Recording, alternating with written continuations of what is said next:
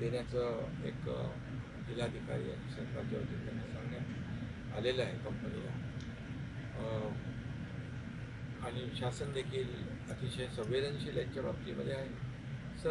अतिशय सर्वसाधारण परिस्थितीतले हे लोक आहेत. नागपूर वर्धा या भागातले कामगार यामध्ये होते.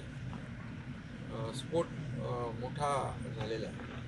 आता त्याची कारणमीमांसा आणि चौकशी होईल. त्यानंतर कसं घडलं आणि कसा स्फोट झाला याची आपल्याला त्याचा अहवाल येईल. परंतु तोपर्यंत जे नातेवाईक इकडे आले त्या नातेवाईकांची काळजी घेण्याच्या सूचना मी कलेक्टरना दिलेल्या आहेत. त्याप्रमाणे डेड बॉडीज ज्या आहेत त्याही त्यांना उद्यापर्यंत नातेवाईकांना सुपूर्द केल्या जातील. कारण ते देखील एक जिकिरीचं काम आहे. कारण सगळा पूर्ण अख्खच्या अख्खं शेडच खाली आलं त्या स्फोटमुळे.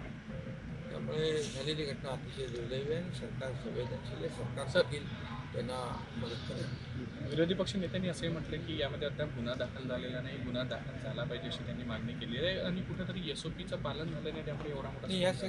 या सगळ्या बाबी चौकशी ती समोर येतील आणि गुन्हा दाखल गुन्हा दाखल झाल्याशिवाय चौकशी कशी होणार. त्यामुळे गुन्हा दाखल झालेला आहे आणि तत्काळ त्याची चौकशी होईल. त्या 3-4 स्तरावर चौकशी होईल. सर, कामगारांबद्दल फार म्हणजे इथे जे काही नियम पाळले पाहिजे सेफ्टीचे, त्यांना प्रशिक्षण अकुशल कामगारांकडून काम करून घेतलं जात आहे असा आरोप दिवसभरापासून स्थानिक लोक करतात. एक्सक्लुझिव्ह कंपनी असताना स्किल लेबर नाही. यामध्ये जे आहे ते आता मी सांगितलं 3-4 स्तरावर चौकशी होईल आणि त्यामधून चौकशी अंती तपास अंती अहवाल आल्यानंतर आपण पुढचं जे काही कार्यवाही आहे ती करू. हिंदी में एक बात जानना चाहेंगे आज आप घटना है, बहुत बड़ा स्फोट हुआ है, एक्सप्लोजिव यहाँ पर थे और वहाँ पर 9 लोगों की मृत्यु हुई है. जांच उसकी की जाएगी 2-3 स्तर पर और तत्काल की जाएगी. और जो मृतक है उनके परिवार को भी शासन के माध्यम से सुबह ही दोनों भी डिप्टी चीफ मिनिस्टर यहाँ आए थे. 5 लाख रुपए की जो मदद है वो जारी की है. कंपनी को भी कहा है कि उनको आर्थिक मदद के साथ नौकरी दी जाए.